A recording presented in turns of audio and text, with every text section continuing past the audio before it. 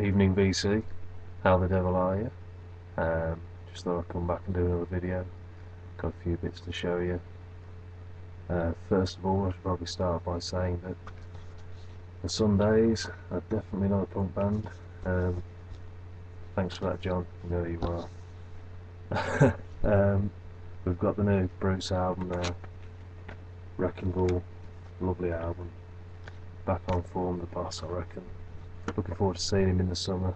I've got tickets to go and see him at the Isle of Wight and in Hyde Park as well, so I'm really looking forward to that. Next up, an album called Red Dirt, no, by Red Dirt. Yeah, Red Dirt, Red Dirt. They're English rock band, released in 1970.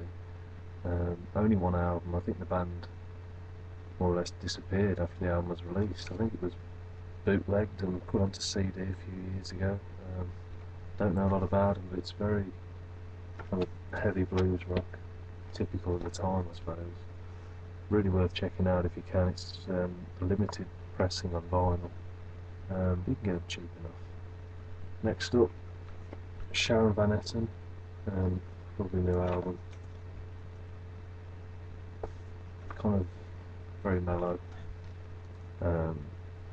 romantic kind of thing. Yeah, check it out. My big finds I had, I was kind of working, went past a shop that was selling some records cheap, and I found two records I've been after for a long time by a British rockabilly revival band, the Jets. This was their first album, 100% Cotton. There we go. And the second album, Cotton Picking. Now the three brothers, the Cotton Brothers, not surprisingly. I saw them live 3 years ago. Absolutely great band. Still got it. Quite rare, quite hard to get hold of online. I don't know if you guys in America will have heard of them, but worth checking out. They had a couple of hit singles back in the 80s, but yeah, worth checking out. Next up, Michael Kiwanuka, his album, Home Again. That's just come out. I think it came out last week. I haven't actually had a chance to listen to it yet. I've heard bits on the radio and heard a few bits online. Just sounds very nice, yeah. Quite a good album, but I'll let you know more when I've heard it. Next up, 3LP, Who Live at the Isle of Wight 1970. You probably would have seen this.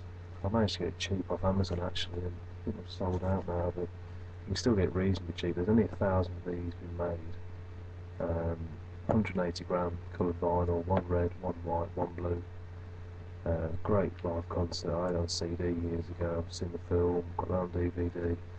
I don't actually own Live at Leeds, which is a shocking admission, but yeah, this will do me for the time being anyway.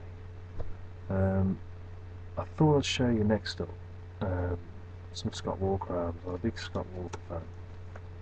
I noticed that some of the original Phillips albums are going for ridiculous money online now, but I thought I'd get them out and show you anyway. This is the first Scott Walker album Scott on Phillips, and the second, imaginatively called Scott 2, also on Phillips. And then we have probably the best cover of the lot, Scott 3. That's also on Phillips. And the elusive Scott 4 on Phillips also. Scott 1, 2 and 3 were pretty successful. Top 5 charting albums, sold really well, and Scott 4 came out, and even though it's probably artistically the best album of the four, it bombed. And that kind of sent him into a hibernation period, which is only just recovering. But if you can get a copy of this, an original on vinyl, it really is worth it. So keep an eye out for that. It's a great album as well. Next is his latest album called The Drift. If you like any kind of music, if you're into anything strange or weird, you've got to listen to this album. It's it's disturbing. It's quite emotionally disturbing. This is a sealed copy. There was only 500 printed of these, so I managed to get one happily enough. I've also got another one for listening purposes, but it's a very, very, very strange album. So that's me for now. Thanks a lot, and see you soon.